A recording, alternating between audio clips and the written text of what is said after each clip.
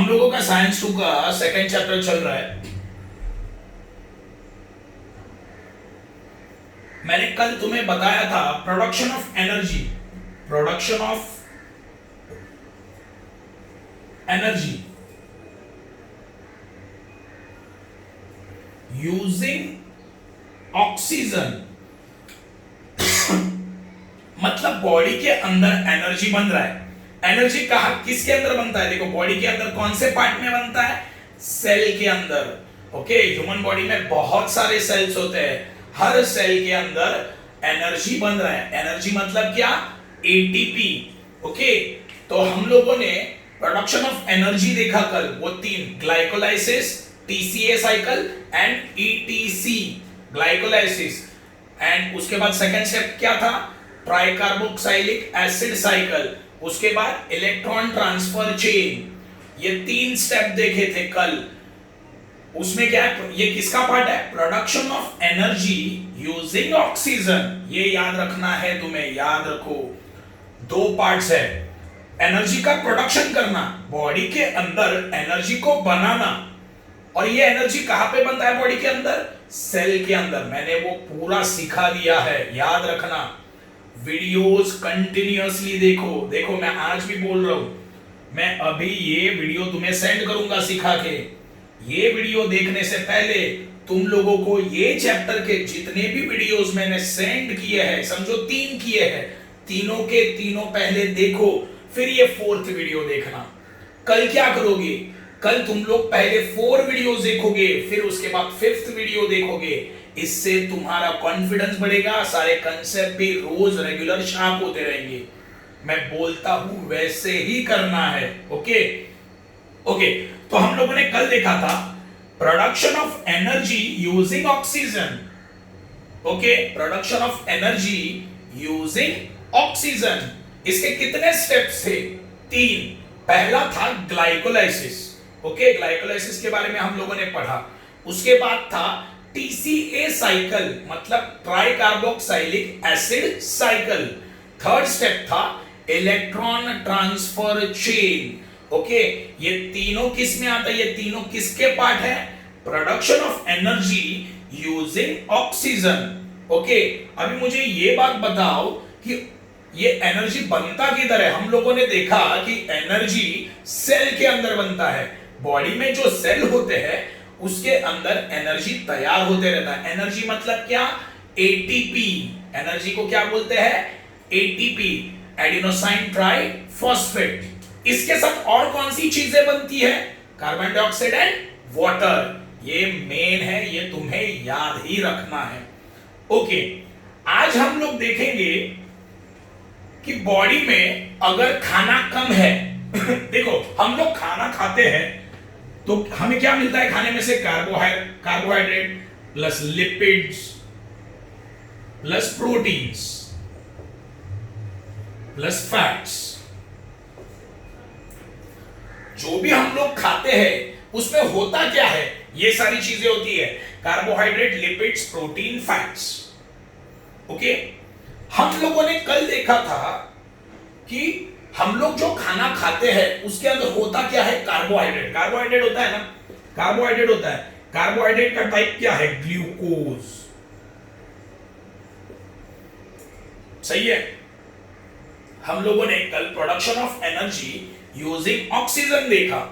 Okay, तो energy बनाते वक्त खाने में से कौन से पार्ट को यूज किया गया था? कार्बोहाइड्रेट को, है ना, मतलब ग्लूकोज को।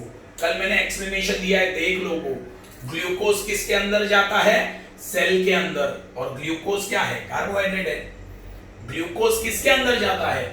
ग्लूकोज जाता है सेल के अंदर। सेल के कौन से पार्ट में जाता है ग्लूकोज? साइटोप्लाज्म में। ये कल मैंने तुम्हें एक्सप्लेन किया है। यहां तक तो समझा होगा कि हम लोगों ने कल एनर्जी को बनाया, है ना, सेल के अंदर एनर्जी बना, उसके लिए क्या यूज हुआ? उसके लिए यूज हुआ कार्बोहाइड्रेट। हम लोगों ने कल ये सीखा है कार्बोहाइड्रेट। कार्बोहाइड्रेट मतलब क्या? ग्लूकोज किसके अंदर जाता है? सेल के अंदर। अच्छा, यहां तक तो मुझे समझा।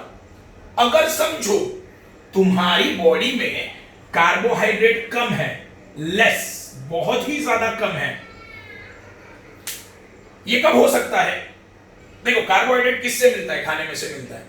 ओके ओके, तो हम लोग जो खाना खाते हैं उसमें से हमें बहुत सारी चीजें मिलती है, कार्बोहाइड्रेट, लिपिड्स, प्रोटीन्स, फैट्स।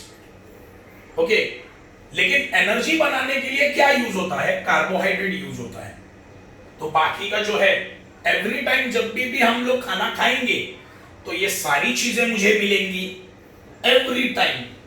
तो बाकी की चीजें क्या होती है? बॉडी में स्टोर होते रहती है। बॉडी में क्या होती रहती है? स्टोर होते रहती है। याद रखना, मैं जब खाना खाऊंगा तब खाने में से मुझे क्या क्या मिलेगा? ये सारी चीजें मिलेंगी, कार्बोहाइड्रेट, लिपिड्स, प्रोटीन, फैट्स। तो एनर्जी बनाने के लिए क्या यूज होता है? एनर्जी बनाने के लिए यूज होता है कार्बोहाइड्रेट। कार्बोहाइड्रेट का एग्जांपल है ग्लूकोज, बराबर है? तो ये कार्बोहाइड्रेट मतलब ग्लूकोज सेल के अंदर जाता है, सेल क्या करता है? उसे ऑक्सीडाइज मतलब छोटे छोटे पार्ट में डिवाइड करता है और एनर्जी बनाना शुरू कर देता है। ओके, अभी मैं कंडीशन क्या बोल रहा हूं? अगर तुम्हारे बॉडी में कार्बोहाइड्रेट ही कम है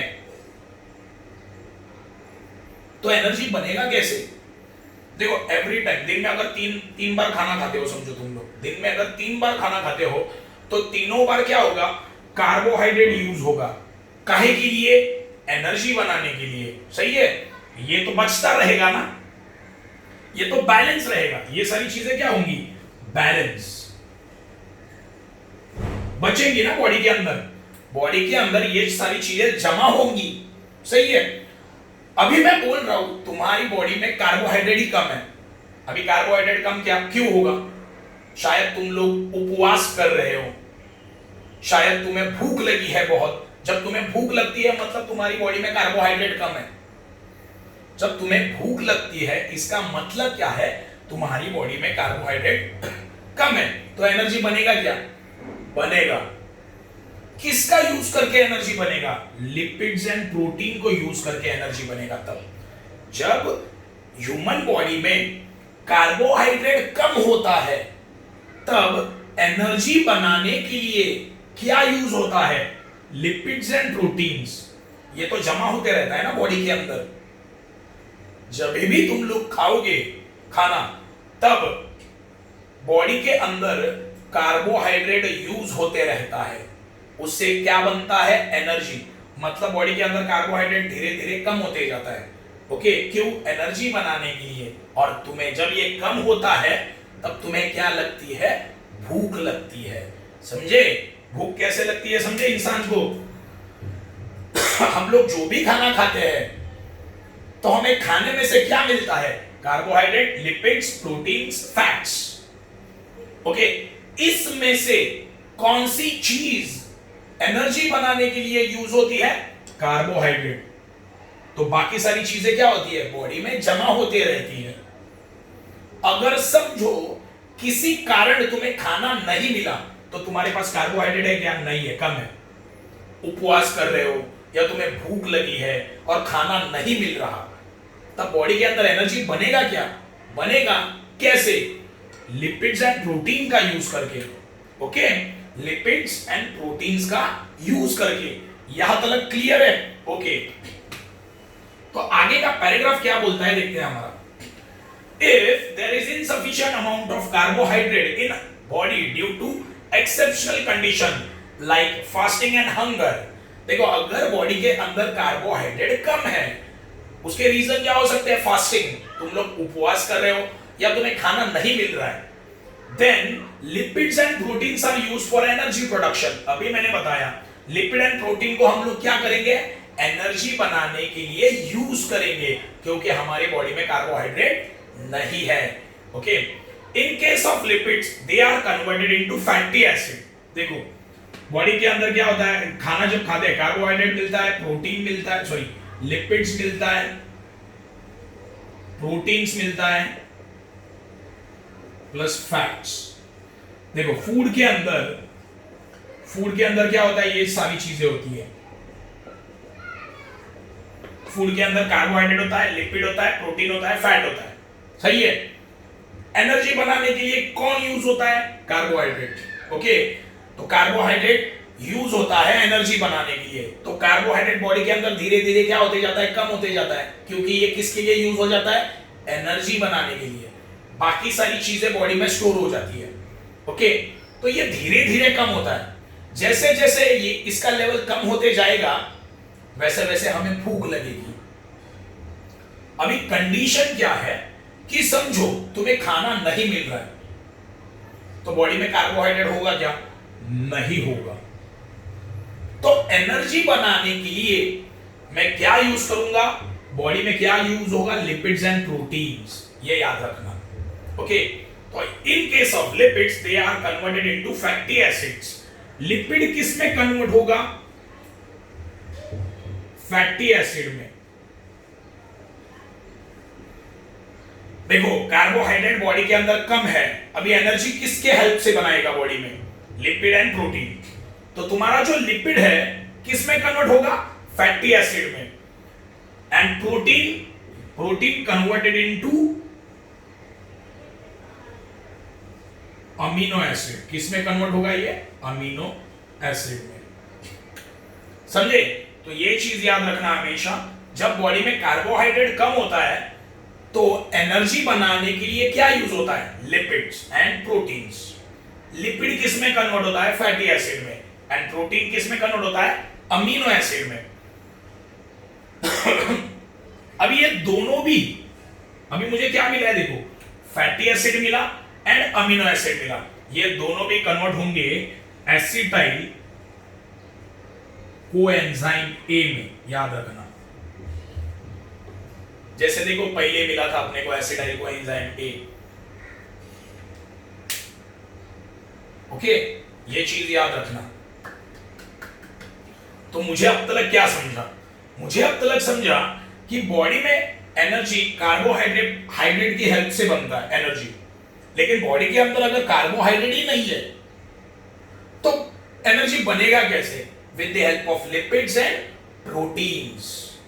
ओके, लिपिड किस में कन्वर्ट होगा, फैटी एसिड में। एंड प्रोटीन किस में कन्वर्ट होगा, अमीनो एसिड में। अभी मेरे पास क्या आ गया, fatty acid and amino acid. अभी ये दोनों किस में कन्वर्ट होगा, ये दोनों भी कन्वर्ट होगा एसिटाइल कोएंजाइम ए में। ये किस में ये दोनों भी किस में कन्वर्ट होंगे, एसिटाइल कोएंजाइम ए में। फिर एसिटाइल कोएंजाइम ए का ऑक्सीडेशन होगा, ऑक्सीडाइज होगा ये, और इससे क्या मिलेगा हमें, एनर्जी। समझे मैंने क्या बोला, एसिटाइल कोएंजाइम ए का क्या होगा, ऑक्सीडेशन, मतलब ऑक्सीडाइज होगा acetyl coenzyme A TCA cycle में। कौन से साइकिल में, टीसीए, ये याद रख देना, टीसीए साइकिल, उसे क्रेब साइकिल भी बोला जाता है। टीसीए साइकिल को क्रेब साइकिल भी बोला जाता है।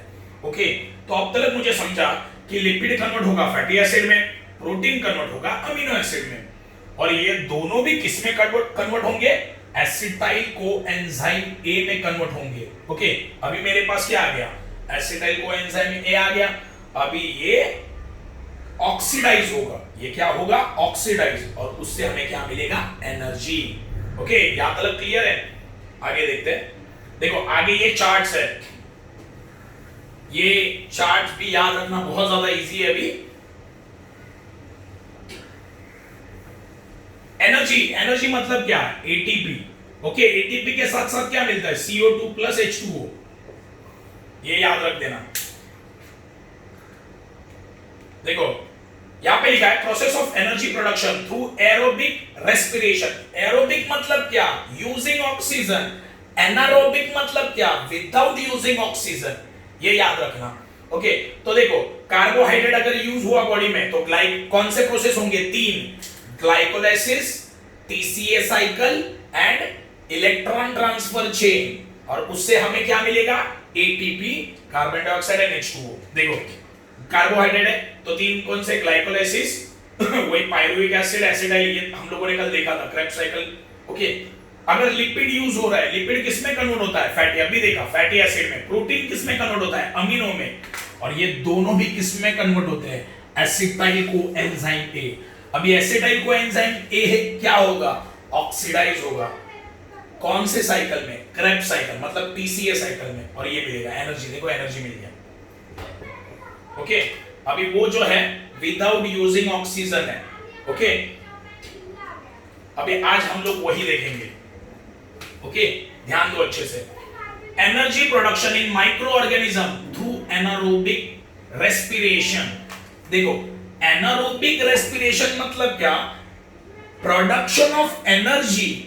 सेल के अंदर एनर्जी प्रोड्यूस होता है with the help of oxygen या without the help of oxygen.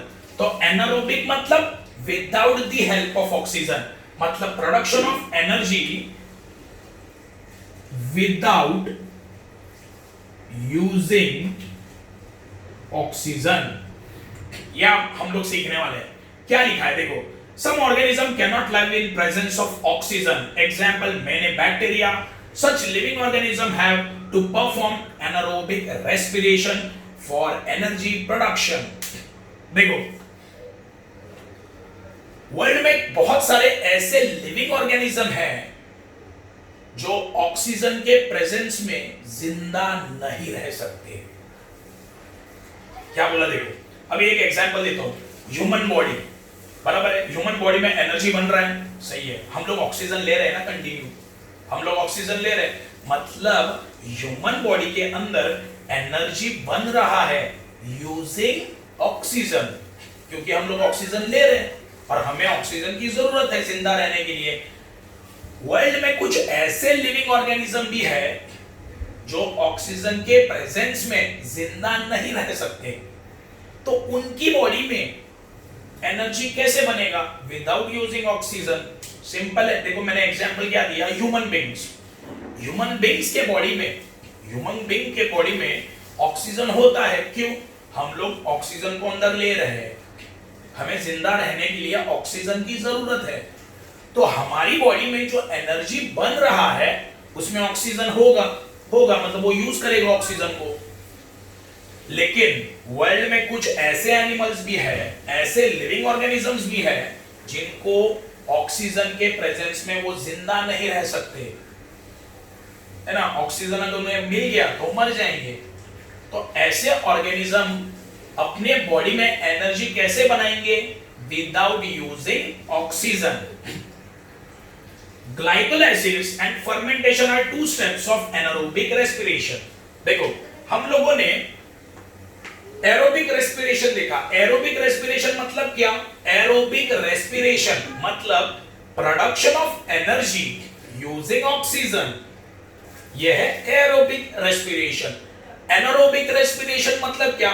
Production of energy without using oxygen, सही है। हम लोगों ने देखो एरोबिक रेस्पिरेशन देखा, इसका मतलब क्या है? Production of energy using oxygen. पहला स्टेप क्या था? ग्लाइकोलाइसिस। उसके बाद क्या था? TCA cycle. और उसके बाद क्या था? Electron transfer chain. ये किसका है? एरोबिक रेस्पिरेशन के 3 स्टेप्स। एनारोबिक रेस्पिरेशन क्या क्या है?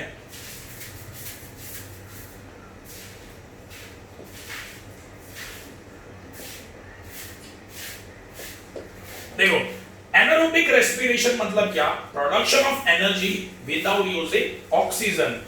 ओके, इसके कितने स्टेप्स है? 2 स्टेप्स यहां पे लिखा है। इसके कितने स्टेप्स है? 2 स्टेप। पहला है ग्लाइकोलाइसिस और दूसरा है फर्मेंटेशन।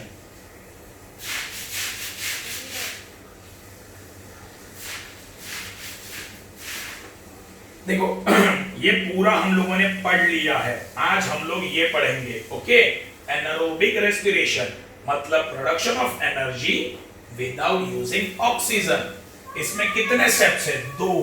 पहला है ग्लाइकोलाइसिस, दूसरा है फर्मेंटेशन। ओके, ये हम लोग आज सीखेंगे।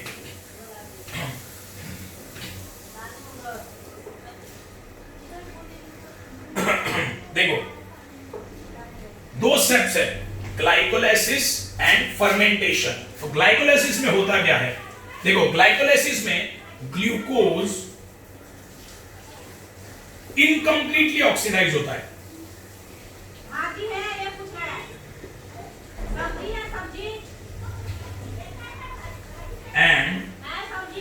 लेस एटीपी बनेगा। देखो ध्यान दो आप,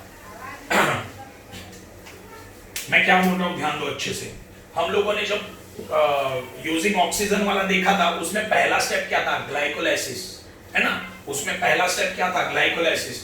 इसमें भी पहला स्टेप क्या है, देखो हम लोगों ने production of energy using oxygen देखा, उसमें पहला स्टेप था ग्लाइकोलाइसिस। ग्लाइकोलाइसिस में क्या होता था, कार्बोहाइड्रेट किसके अंदर जाता है, सेल के अंदर, बराबर है। ग्लूकोज किसके अंदर जाता है, सेल के अंदर। तो सेल क्या करता है, ग्लूकोज को ऑक्सीडाइज कर देता है पूरी तरीके से, मतलब पूरा का पूरा ग्लूकोज को वो तोड़ने लगता है ना। और उससे क्या मिलता है, वही कार्बन डाइऑक्साइड, पाइरुविक एसिड, है ना, ये सब हम लोगों ने देखा। अभी एनारोबिक रेस्पिरेशन में क्या हो रहा है, मतलब production of energy without using oxygen. उसका पहला स्टेप क्या है, ग्लाइकोलाइसिस। उसका पहला स्टेप क्या है, सेम ग्लाइकोलाइसिस। इसमें भी क्या होता है, ग्लूकोज सेल के अंदर जाता है, ग्लूकोज सेल के अंदर जाता है। मैंने बताया था डायग्राम निकाल के, देखो वापस एक बार देखते हैं। देखो ये सेल है, ओके, ये सेंटर, ओके, ये माइटोकॉन्ड्रिया और ये साइटोप्लाज्म।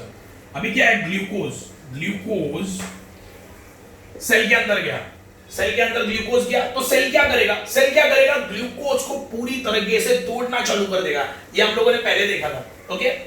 प्रीवियस वीडियोस देखते चलो, मैं आप भी बोल रहा हूं, नहीं तो कुछ भी नहीं समझेंगे। सेल के अंदर कौन गया, ग्लूकोज गया, सही है। तो सेल क्या करेगा, ग्लूकोज को इनकम्प्लीटली ऑक्सीडाइज करेगा। इनकम्प्लीट मतलब क्या, सारा का सारा ग्लूकोज को नहीं तोड़ेगा, थोड़े थोड़े ग्लूकोज को तोड़ते जाएगा, समझे। फॉर एग्जाम्पल, अगर सेल के अंदर 100% ग्लूकोज गया है, सेल के अंदर कितना 100% ग्लूकोज गया है, सेल क्या करेगा, खाली 60% ग्लूकोज को ही ऑक्सीडाइज करेगा।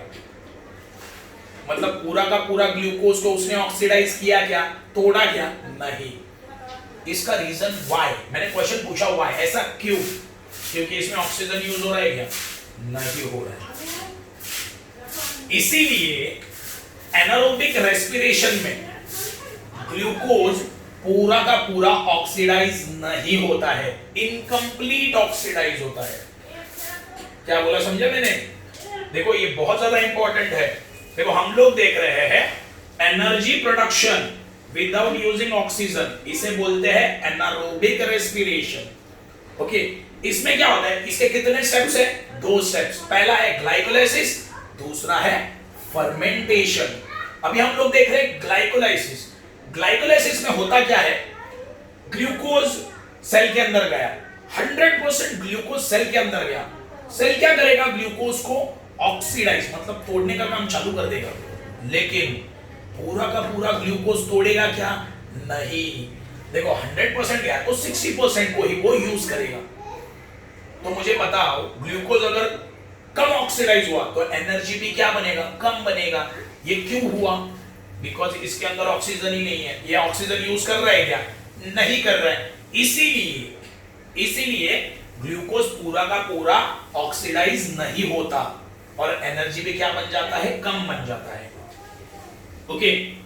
Pyruvic acid produce through glycolysis. अभी इसमें देखो, इसमें क्या बनेगा, पाइरुविक एसिड, एनर्जी एटीपी तो कम बन गया, मतलब एनर्जी का लेवल कम है। और क्या बनेगा, पाइरुविक एसिड भी तैयार होगा। मतलब पहले स्टेप में ग्लाइकोलाइसिस में क्या क्या बना, देखो लेस एटीपी बना, लेस एटीपी कम एनर्जी बना, प्लस पाइरुविक एसिड। देखो मैं क्या बोल रहा हूं, देखो वापस एक बार देखते हैं। देखो ग्लूकोज किसके अंदर गया, सेल के अंदर गया, सेल क्या करेगा, पूरे के पूरे ग्लूकोज को नहीं तोड़ेगा, मतलब ऑक्सीडाइज नहीं करेगा, सारा का सारा ग्लूकोज यूज नहीं करेगा, थोड़े से ग्लूकोज को वो ऑक्सीडाइज करेगा। एग्जाम्पल, अगर 100% ग्लूकोज सेल के अंदर गया है तो सेल 60% ग्लूकोज को ही ऑक्सीडाइज करेगा। ऑक्सीडाइज करेगा मतलब उसको तोड़ेगा 60%। तो सारा का सारा ग्लूकोज यूज किया गया नहीं, तो एनर्जी भी क्या बनेगा, लेस। तो लेस एटीपी बना, प्लस इसके साथ और क्या तैयार होगा, पाइरुविक एसिड। इसके साथ और क्या तैयार हुआ, पाइरुविक एसिड। अब ये पायरुविक एसिड कन्वर्ट होगा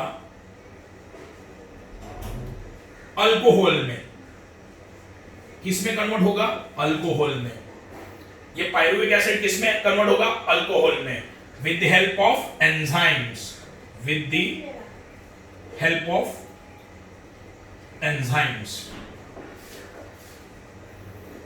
इसे बोलेंगे फर्मेंटेशन प्रोसेस। इसे बोलेंगे फर्मेंटेशन प्रोसेस। ग्लाइकोलाइसिस में क्या हुआ? देखो वापस एक बार देखते हैं। ग्लाइकोलाइसिस में क्या हुआ?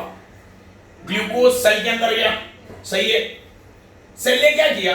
पूरे के पूरे ग्लूकोज को यूज नहीं किया, थोड़े से ग्लूकोज को लिया और उसको ऑक्सीडाइज कर दिया, मतलब तोड़ा। ओके, मतलब तोड़ा। देखो घर में एक एग्जांपल देता हूं, देखो एक एग्जांपल देता हूं। समझो तुम्हारे घर में मम्मी ने सब्जी लाई, कोई भी सब्जी पकड़ लो, एक समझो टोमेटोज लाए। ओके, सारे के सारे अगर मम्मी टोमेटो यूज कर देती है एक टाइम में, सारे के सारे टोमेटोज मम्मी ने यूज कर लिए, तो सब्जी ज्यादा, मतलब जो क्वांटिटी होगा सब्जी का वो ज्यादा बनेगा खाने में, है ना? मतलब एनर्जी ज्यादा। समझो मम्मी ने सारे के सारे टोमेटोज यूज नहीं किए, थोड़े से टोमेटोज यूज करके सब्जी बना दी, तो एनर्जी क्या होगी? कम। वैसे ही है, ग्लूकोज 100% सेल के अंदर गया, लेकिन सेल ने 60% ग्लूकोज को ही ऑक्सीडाइज किया। 60% मतलब कम ग्लूकोज को ही उसने तोड़ा, और तोड़ने के बाद जो एनर्जी मिलेगा वो क्या होगा? लेस। तो लेस एटीपी, कम एनर्जी मिला। इसके साथ साथ और क्या तैयार होगा? Pyruvic acid. समझे? तो यहां तक है तुम्हारा ग्लाइकोलाइसिस। क्या बना? कम एनर्जी एंड पायरुविक एसिड तैयार हो गया। अभी second step fermentation. Second step कौन सा बोला मैंने? फर्मेंटेशन। इसमें क्या होता है? पायरुविक एसिड कन्वर्ट होता है किसमें? अल्कोहल में। Pyruvic acid converted into alcohol. ये कैसे होता है? With the help of enzyme. Enzyme मतलब क्या, मैंने प्रीवियस लेक्चर में एक्सप्लेन किया है, देख लेना। Pyruvic acid converted into alcohol, है ना? और ये किसकी हेल्प से होता है? एंजाइम्स। तो इसे बोलेंगे फर्मेंटेशन प्रोसेस। इसे क्या बोलेंगे? Fermentation process. Some higher plant, animal and aerobic is micro also perform anaerobic respiration instead of aerobic if there is depletion in oxygen level in the। देखो मैंने तुम लोगों को ग्लाइकोलाइसिस क्या मतलब बताया, फर्मेंटेशन मतलब क्या बताया। ये दो स्टेप किस में आते हैं? Production of energy without using oxygen. ये स्टेप ग्लाइकोलाइसिस, फर्मेंटेशन किस में आते हैं? Production of energy without using oxygen. मतलब इसे बोलेंगे एनारोबिक रेस्पिरेशन। एनारोबिक रेस्पिरेशन के दो स्टेप्स है, ग्लाइकोलाइसिस, फर्मेंटेशन। एरोबिक रेस्पिरेशन के कितने स्टेप्स है? 3। Glycolysis, TCA, etc. समझे? टीसीए मतलब tricarboxylic acid cycle and etc मतलब इलेक्ट्रॉन चेन ट्रांसफर चेन। समझे? तो ये मैंने दो तुम लोगों को बता दिया। ओके, अभी आगे लिखा है, बहुत बार क्या होता है, कुछ एनिमल्स, प्लांट्स, अभी देखो एनिमल्स ऑक्सीजन लेते हैं, प्लांट्स भी ऑक्सीजन को रिलीज करते हैं, मतलब उनके अंदर ऑक्सीजन होता है ना? प्लांट भी क्या करता है? ऑक्सीजन बाहर छोड़ता है, मतलब उनके अंदर ऑक्सीजन होता है। लेकिन बहुत बार प्लांट और एनिमल क्या करते हैं पता है? एनारोबिक रेस्पिरेशन परफॉर्म करते हैं। एनारोबिक मतलब क्या? विदाउट एनर्जी बनाते हैं विदाउट यूजिंग ऑक्सीजन। क्या बोला, समझा मैंने? प्लांट के अंदर भी ऑक्सीजन होता है, एनिमल्स के अंदर भी ऑक्सीजन होता है, लेकिन वो एनारोबिक रेस्पिरेशन कर लेते हैं बहुत बार। एनारोबिक मतलब विदाउट यूजिंग ऑक्सीजन बॉडी के अंदर एनर्जी बना देते हैं, है ना? क्यों? जब उनके सराउंडिंग में ऑक्सीजन अगर कम होगा तो वो ऑक्सीजन का यूज किए बिना एनर्जी को बॉडी में बना देंगे। इस प्रोसेस से ग्लाइकोलाइसिस एंड फर्मेंटेशन। समझे? एक एग्जांपल लेता हूं। समझो मैं एक एनिमल हूं, मेरे अंदर एनर्जी बन रहा है, सही है, किसका यूज करके? ऑक्सीजन यूज करके। लेकिन मेरे सराउंडिंग में ऑक्सीजन बहुत ज्यादा कम है, तो मेरे बॉडी में एनर्जी बनेगा विदाउट यूजिंग ऑक्सीजन। कैसे? ग्लाइकोलाइसिस एंड फर्मेंटेशन से। यही दिया है। अभी एग्जांपल ये, seeds perform anaerobic respiration if the soil is submerged under water during germination. देखो बहुत हम लोग क्या करते हैं, सीड्स जो होते हैं ओके प्लांट के सीड्स जमीन में डाल देते हैं, उनको ऑक्सीजन मिलता है क्या? नहीं मिलता। देखो सीड को जमीन के अंदर डाला, उसके ऊपर पानी डाल दिया, तो सीड को ऑक्सीजन मिलेगा नहीं, तो एनर्जी कैसे बनाएगा? ऐसे दो प्रोसेस, ग्लाइकोलाइसिस, फर्मेंटेशन। हम लोग जब एक्सरसाइज करते हैं, ह्यूमन बीइंग जब एक्सरसाइज करता है तब उसके बॉडी में देखो जो एनर्जी है कंटिन्यूअसली यूज होते रहता है, और तुम लोग जब एक्सरसाइज करते हो ना तुम थक जाते हो। क्यों? क्योंकि तुम्हारी बॉडी में ऑक्सीजन क्या होते रहता है? कम होते रहता है, इसीलिए तुम लोग थक जाते हो, है ना। मतलब क्या है, बॉडी में ऑक्सीजन लेवल कम है ऑक्सीजन लेवल कम है तो बॉडी में एनर्जी फिर भी बनेगा ना। बॉडी में कंटिन्यूअसली एनर्जी बनता है। जब हम लोग एक्सरसाइज करते रहते हैं तब ऑक्सीजन का लेवल क्या होता है बॉडी में? कम होते रहता है, फिर भी एनर्जी बनता है कि नहीं? बनता है। कैसे? ऐसे ग्लाइकोलाइसिस, फर्मेंटेशन। समझे यहाँ तक? ओके, याद रखना मैंने अब तक ये चैप्टर के 2 टॉपिक पूरे क्लियर कर दिए हैं, एरोबिक रेस्पिरेशन, एनारोबिक रेस्पिरेशन। कोई भी वीडियो देखने से पहले उसके प्रीवियस वीडियोस में देखने ही है रोज। मार्क्स चाहिए तो देखना ही पड़ेगा।